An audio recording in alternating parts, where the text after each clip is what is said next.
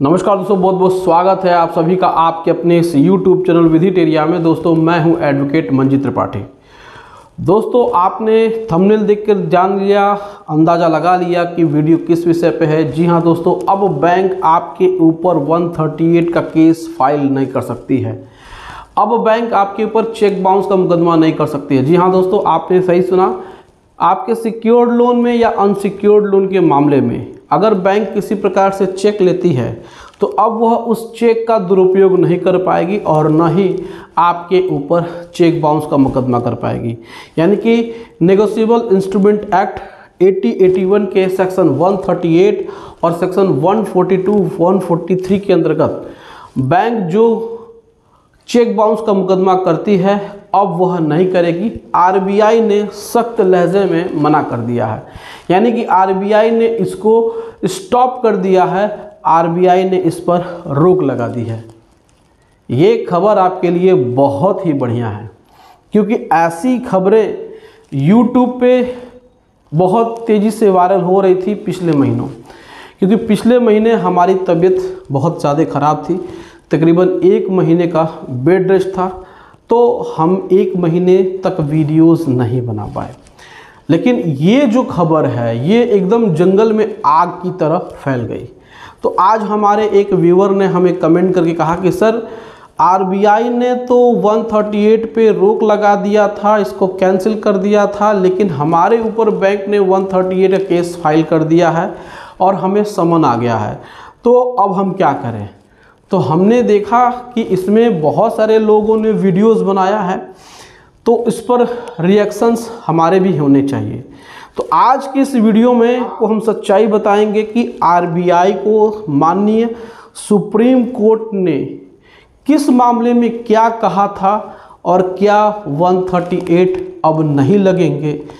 ये सारी बातें आज के इस वीडियो में हम आपको डिटेल से बताएंगे। ये सारी बातें करनी इसलिए ज़रूरी थी क्योंकि बहुत लोगों ने इस पर वीडियोस बनाए और बहुत लोगों ने लोगों को मिसगाइड किया।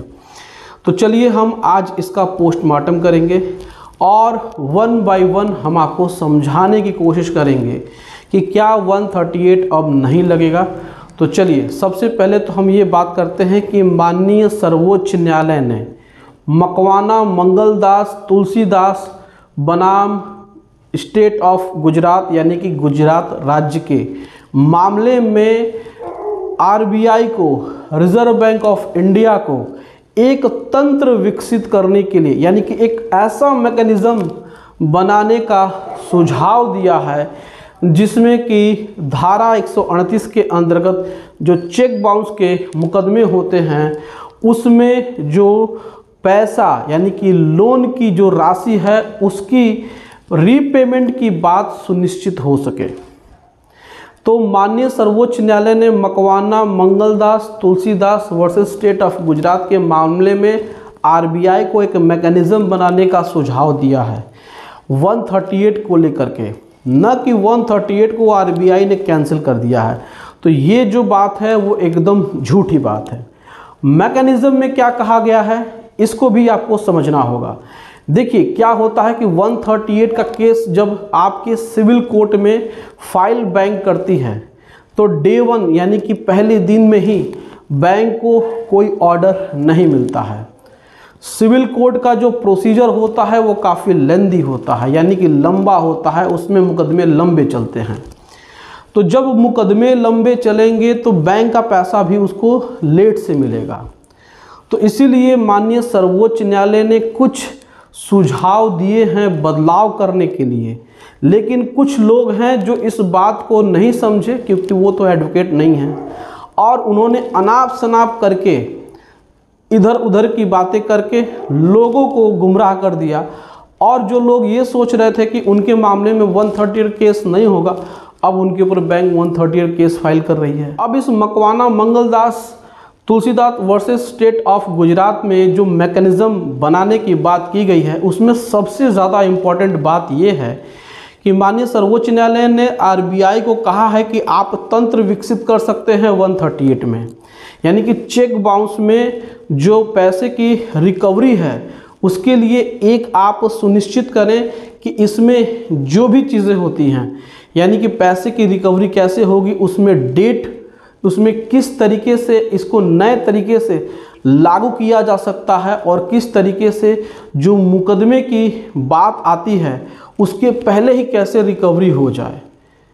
तो इसमें एक सुझाव दिया गया था माननीय सर्वोच्च न्यायालय के द्वारा, ना कि इसको बंद किया गया। अब देखिए, धारा 138 एक कानून है और कानून को आरबीआई बंद नहीं कर सकता है, क्योंकि कानून को निष्क्रिय, कानून को कैंसिल, कानून को रिपील करने का अधिकार दो बॉडी को है। एक आपका है विधायिका यानी कि पार्लियामेंट, और दूसरा है सुप्रीम कोर्ट। सुप्रीम कोर्ट चाहेगी तो ऐसे धारा को, ऐसे एक्ट को, ऐसे कानून को अनकॉन्स्टिट्यूशनल, इलीगल घोषित कर सकता है, उसको रिपील कर सकता है, कैंसिल कर सकता है, क्योंकि सर्वोच्च न्यायालय के पास पावर है।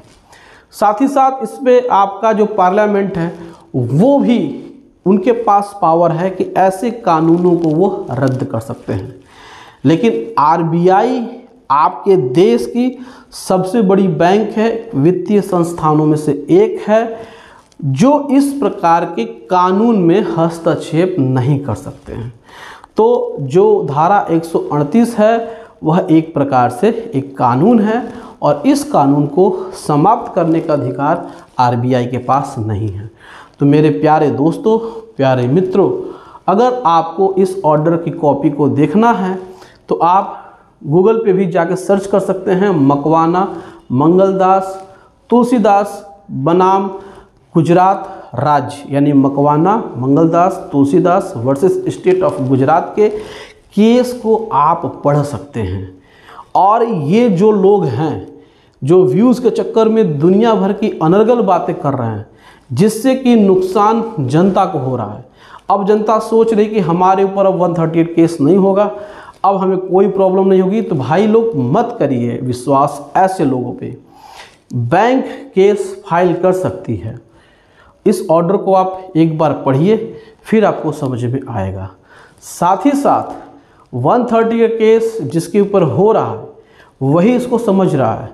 जब उसके पास समन्स आ जा रहे हैं, जब उसको कोर्ट कचहरी के चक्कर लगाने पड़ रहे हैं, जब उसको एडवोकेट की फ़ीस देनी पड़ रही है, जब उसको जमानत कराना पड़ रहा है, वही इस बात को समझ रहा है। ये लोग व्यूज़ के चक्कर में बड़े बड़े थंबनेल लगा दे रहे हैं और इस तरीके से लोगों को मिसगाइड कर रहे हैं। तो ये सरासर गलत है। आप लोगों से हाथ जोड़ के विनती है कि ऐसे वीडियोज़ आप न बनाएं जिससे कि भोली भाली जनता को नुकसान हो रहा है। तो दोस्तों, आपको ये जानकारी कैसे लगी आप हमें कमेंट करके अपनी राय ज़रूर बता सकते हैं।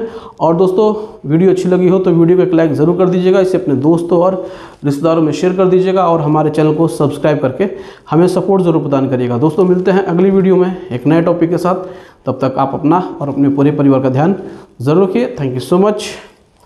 जय हिंद दोस्तों।